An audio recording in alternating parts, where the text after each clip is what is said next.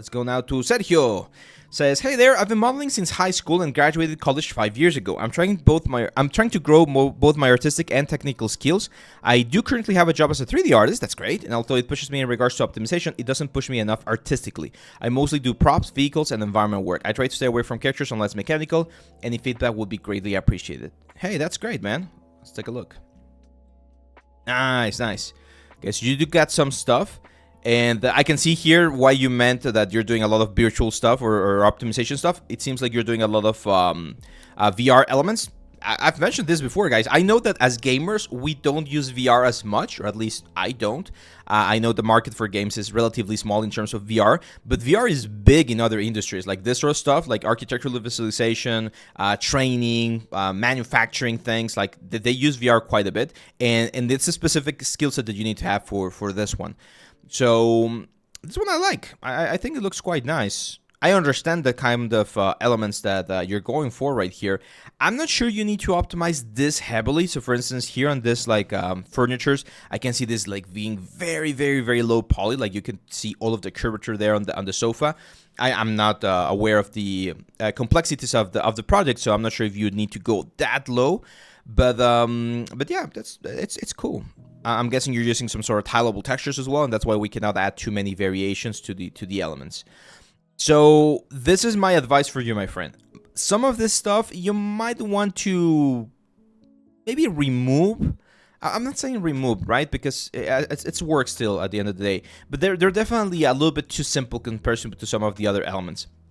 What we normally do, for instance, with the museum stuff, is I have my own separate portfolio, like a PDF file with the presentation of the stuff that we've done for museums regarding VR, and that's what we send to potential clients. Like I don't have that kind of work on this portfolio that I have on ArtStation because it's a different market that we want to impress, right? So I would try to focus a little bit more on this kind of stuff right here, like this Iron Giant, really good, looks quite nice. Very famous character. Whenever you do famous characters, that usually gives you a little bit more points in terms of likes and things like that because people see them. The one thing that I'm noticing on this one immediately, Sergio, is we need to work on rendering. That's like that's super, super important here. I love the poses. The poses are very, very cool, but we need to work a little bit more on rendering because you can see, for instance, this one right here looks very, very, very fake, like very fake.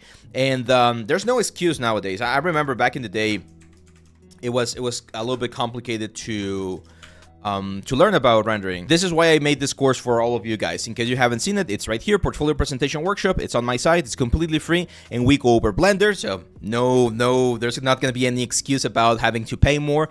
It's just a nice, simple 3-point light render, a nice clay render that we can do, a couple of like different breakdowns and different elements that you can showcase you can use to showcase your work. Something like this, more than enough to take one very cool piece like this one and get it to the next level for presentation. Because here's the thing, guys, a lot of the times when we're presenting something, the first impression matters a lot. I'm sure everyone here has at least tried to invite someone out for a date or something like that, or maybe gone to a date with someone, and that first impression that you give to that someone, it's very important. You need to be very well, very clean. You need to be to talk and be as charming as possible if you want to have some sort of relationship with that person. So it's the exact same thing right here. Imagine this is your cover letter or your presentation letter to a potential employer. If they see a render that's not there yet, like not to the best of your abilities, then it's just not gonna like land as nicely as other options, right? Another thing that I can say right here, Sergio, is we need to see a wireframe. We're not seeing any wireframes. I think you're going very low poly with this character as well, which I understand why you're doing that because of your background with VR stuff. But if you want to go for more complex things, as you mentioned, if you want to challenge yourself artistically, we can definitely start going a little bit higher. I can see it right here on the head. I can see the faceting of the low poly mesh that we have on the character. These renders are looking a little bit better. I like the fact that you're trying to match them to some of the scenes, but still I feel like they're not as clean as they could be. This is definitely a nicer render. Is this running on Unreal? On Unity, okay. Yeah, this is a nicer model. Nay, there you go. Yeah, it seems like I'm not sure if you took the course or something, but this is definitely an improvement from the other one. And this is one thing that I like to mention. There's absolutely nothing wrong with going back to the previous one and fixing some stuff. I was actually doing that during this week. I went to one of my old projects and I updated it with some of the new renders and new images that I did. So I'll probably be publishing it relatively soon. And that's perfectly fine. Like, if you need to go back and fix some stuff so that it looks better, that's great. Topology-wise, this is definitely a little bit closer to subdiv, to a subdiv approach, something that we might see for like film or commercial. Definitely a little bit better. Yeah, it's nice. Now, in this one, what I would recommend is to include some of the texture maps, like some breakdowns of the texture maps. Again, like normal map, roughness map, color map. That could be very helpful. This kind of stuff, I'm not a huge fan of. I understand why people share them. I'm not sure if you did this. I'm not sure if you did this in Substance Designer. It seems like you did. Substance 3D Designer right there. So, yeah, it's cool. It's cool. A lot more technical stuff, though. More shader elements. Oh, that's very nice. Yeah, this is very cool, man. I was gonna say take that out, but no, to be honest, keep it in.